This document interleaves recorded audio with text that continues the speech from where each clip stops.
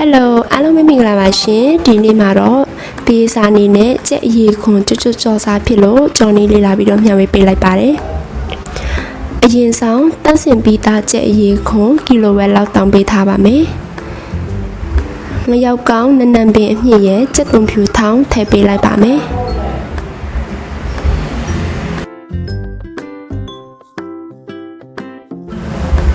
ကြက်သားမောက်သစုံစာတကြားအနှင်းငယ်ရဲ့ပဲငံပြာရဲ့အကြီးငါးဆုံးစာလောက်ကိုလည်းထပ်ပေးလိုက်ပါတယ်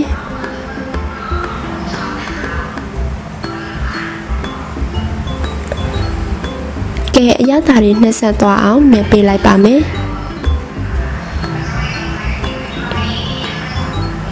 ဒီလောက်ဆိုရင်ခဏလေးနှက်ပေးထားလိုက်ပါမယ်နော်အကျော်မောက်လေးဆုံးစာလောက်ထည့်ပေးလိုက်ပါတယ်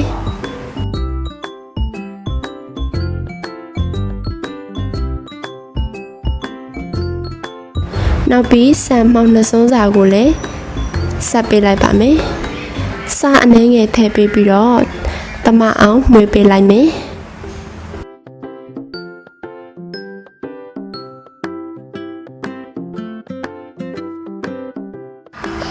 အားလုံးမှွေပေးပြီးဆိုရင်မောက်နှစ်တွေဖြောဖို့အတွက်ရေအေးအနှဲငယ်ချင်းစီထည့်ပေးလိုက်ပါမယ်။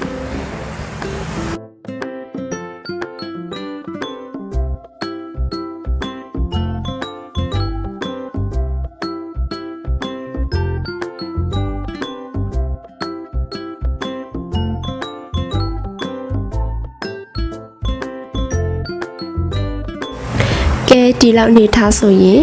ရပါပြီနော်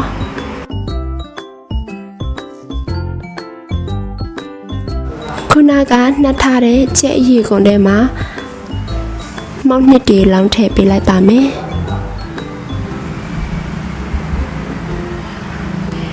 အရသာတွေနှက်ဆက်ရောသမသွားအောင်အနှဲငယ်မှွေပေးပြီးရင်တော့စကြော်လို့ရပါပြီရှင်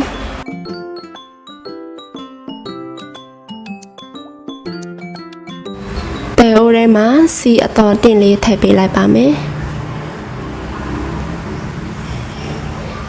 စီအနှဲငယ်ပူလာပြီးဆိုရင်ခုနကဖြောထားတဲ့ကြက်အရေခွန်တွေကို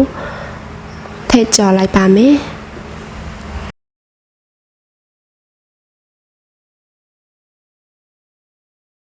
စားကြော်တဲ့အချိန်မှာကြက်အရေခွန်တွေတဲအိုထဲမှာမကတ်သွားရအောင်အဆက်မပြတ်လေးမှွေပေးလိုက်ပါမယ်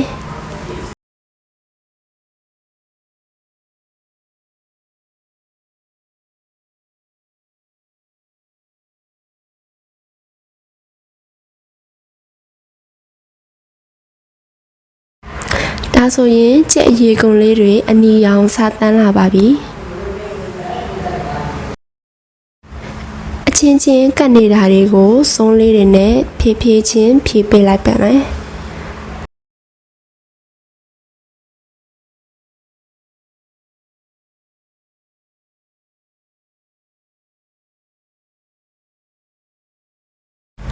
โอเคဒါဆိုရင်ကြက်ရေခုံလေးတွေအယောင်တန်းပြီးကျွတ်လေးဖြစ်လာပြီးဆိုရင်အနံ့လေးပုံမှွေးသွားအောင်ရှောက်ရွက်လေးတွေထည့်ကြော်ပေးလိုက်ပါမယ်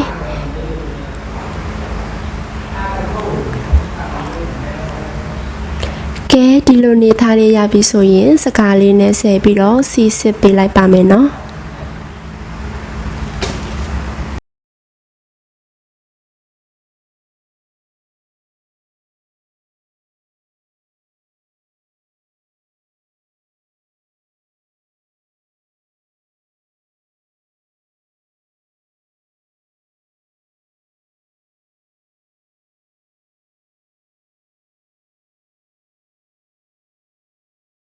โอเคဒါဆိုရင်အယောင်လေးလဲလှအနံ့လေးလဲမှုအရသာလဲကျွတ်ရွရွဖြစ်စေတဲ့ကြက်အရေခွန်ကြော်လေးရပါပြီရှင်